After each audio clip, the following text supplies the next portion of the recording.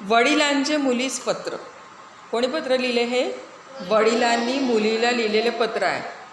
बघा आता शांत आहे का, काय म्हणतात बघा ते. प्रिय मुली, सगळ्या घरांना दारं असतातच, पण सगळीच नसतात मायेची कोठारं. सगळ्या घरांना दारं असतात, पण सगळीच नसतात मायेची कोठारं. हे शिकवशीलच तू आणि शिकशीलच तू कधी ना कधीतरी.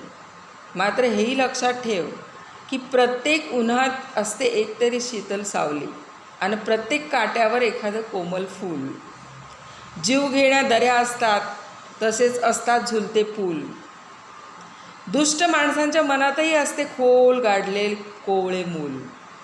मला माहीत आहे सगळ्या गोष्टी शिकवल्यात आईने तुला, तरीही जमेल तसं शिकत राहा दुनियेच्या शाळेत.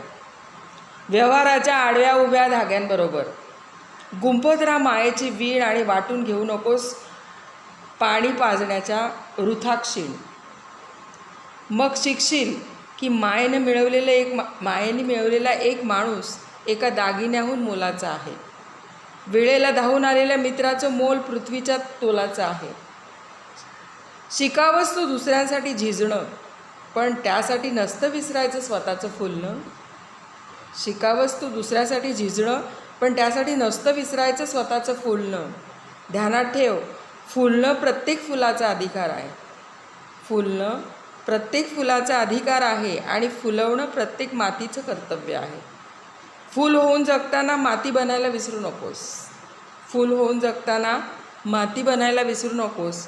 नव्या मनूच्या स्वागताला दारं उघडी ठेव आणि कर आमंत्रण नव्या सूर्याला. आता किरणांनी साऱ्यांचीच घरं उजळायची आहेत, हे हवं तर ठासून सांग त्याला. लक्षात ठेव, अंधाराला घाबरणं सोपं आणि दिवा लावणं अवघड असतं, पण कुणीतरी अवघड काम करणं जरुरीचंच असतं. प्रत्येक पाऊल काळजीपूर्वक उचल आणि काळजीची काळजी करण्यापेक्षा कर तिचा सावकाश उकल. मग कळेल की आपल्या सावलीलाच भीतो आपण अकारण आणि मूर्ख छळला जातो क्षरण. जमेल तेवढं पाहत राहा उघड्या डोळ्यांनी जग. जमेल तेवढं पाहत राहा उघड्या डोळ्यांनी जग. जगायचा प्रयत्न कर चौकटी वाचून, पण लक्षात ठेव पक्ष्यांनाही परतावंसं वाटतं घरट्यात. पक्ष्यांनाही परतावंसं वाटतं घरट्यात. अंधारलं म्हणून पक्ष्यांनाही परतावंसं वाटतं घरट्यात. अंधारलं म्हणून तारुण्याची चव चाकताना राहू दे जागी तुझ्या मनात प्रेमळ आजीची ऊब. तारुण्याची चव चाकताना राहू दे तुझ्या मनात जागी प्रेमळ आजीची ऊब आणि वाटू दे घरादाराला तुझा आधार. कृष्णानं उचललेल्या गोवर्धनाखाली उभं राहण्यासारखाच आहे हा. तुला हा धडा मिळू दे की अकारण शरण जाणे परिस्थितीला हा देखील गुन्हाच असतो आणि अकारण बंड करून वादळ उठवणं हाही असतोच तितकाच प्रमाद. आपल्याला दुसऱ्याने समजून घेण्याआधी दुसऱ्याला आपण समजावून घेणं हाही असतो स्त्रीत्वाचा महान प्रसाद. पण म्हणून जळू नयेस तू परिस्थितीच्या कठोर मूर्तीसमोर. मूक उदबत्तीसारखं आणि उरई नये ओठांवर कडवट चव.